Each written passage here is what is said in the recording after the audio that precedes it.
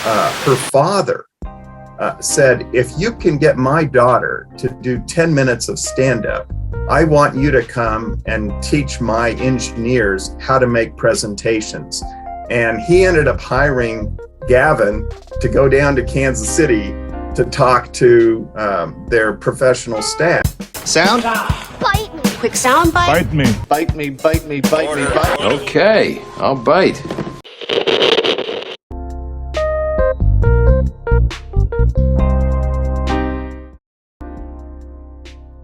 I teach economics at Iowa State. I've been here since 1982.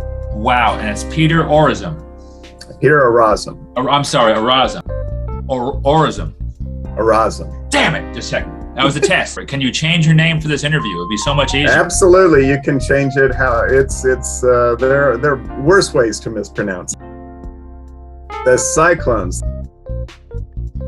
The first day, the first year we were here in Iowa, we decided we're going to drive along the Mississippi and see the trees. And it was pea soup fog. We couldn't even see the river. I mean, we were barely able to see anything beyond the couple feet in front of the cars. So that was a loss as well.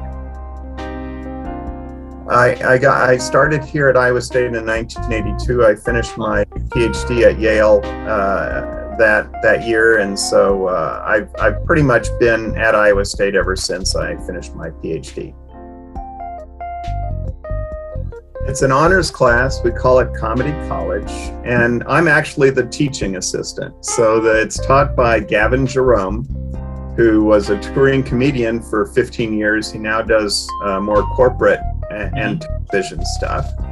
But he started teaching a class where you would have he would basically teach you how to write jokes and then how to deliver. And for years they'd been asking. I took his class in 2000 at the local Lions Club, and I would do charity gigs, in and around the Midwest, in and around middle of Iowa mainly. I was doing a show in Des Moines, and Gavin was in the audience, and I saw him, and I said, they've been asking me to teach this honors class on stand-up comedy, but I just know how I do comedy, but you've actually seen all the big names. Would you be willing to teach the class? And he said, sure, if you're willing to be the teaching assistant. And so we've been teaching it off and on ever since. So we're in I think this will be our 11th edition of Comedy College this spring. I have a good paying main job, so you have to be a little bit hungry, I think, to really be a true comedian. We had 3 people in our last class who said they came to Iowa State specifically to take this class. Nice. Engineers or their math majors. We, on occasion, even have someone who has a degree in theater.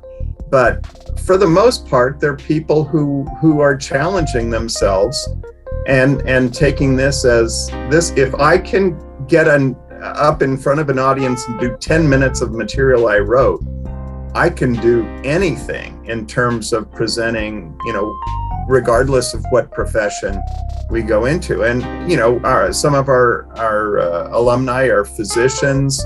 One of them is in a PhD program in aerospace at MIT. Wow. They're really, really bright people, but they want a chance to get in front of an audience. And I will tell you, we had one student who, her father said, if you can get my daughter to do 10 minutes of stand-up, I want you to come and teach my engineers how to make presentations.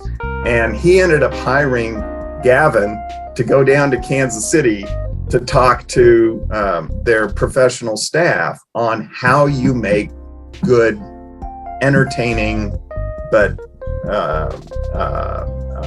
effective presentations to clients.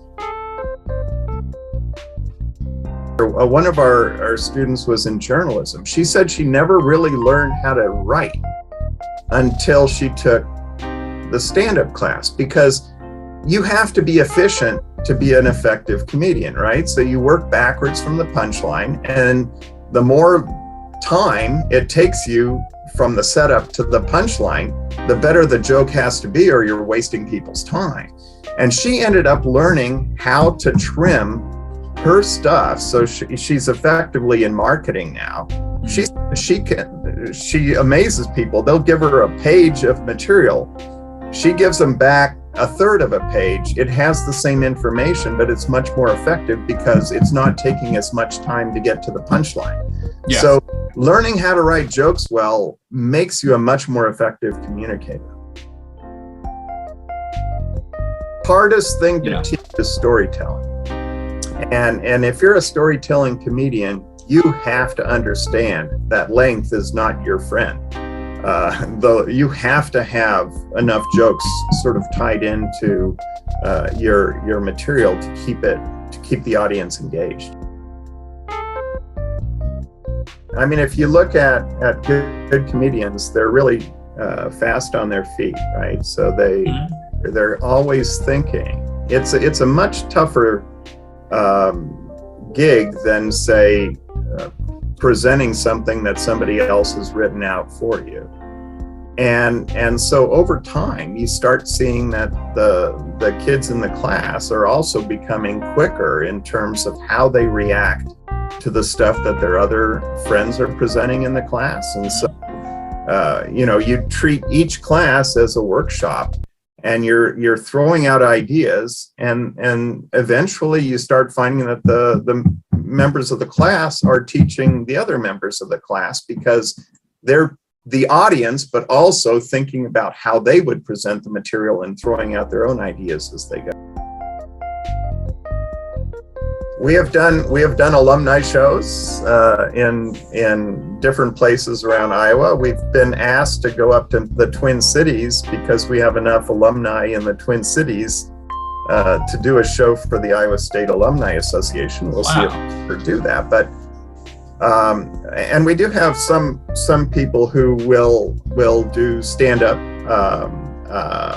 One of our very first students will do warm-up acts in Cedar Rapids for touring comedians. Okay. We did the showcase this last December at a local bar, and they basically wanted the names of all the students and information so that they could serve as warm-ups for touring comedians as they come through Ames. So you do get an opportunity if you want to jump in.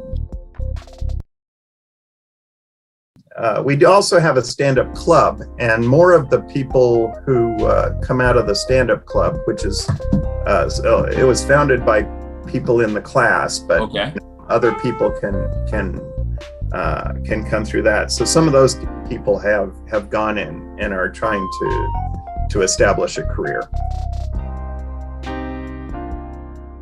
Well, we know that the honors program will continue teaching this class. It's one of the most popular classes that we offer. In fact, but you have to be a member of the honors program. So we don't have and that's just the way it is. The honors program, we're very happy that they are willing to house us, and it's a fun class for them, and it's a fun class for those students. Well, it's 1 in the afternoon. We don't start drinking till 2. So smash that subscribe button.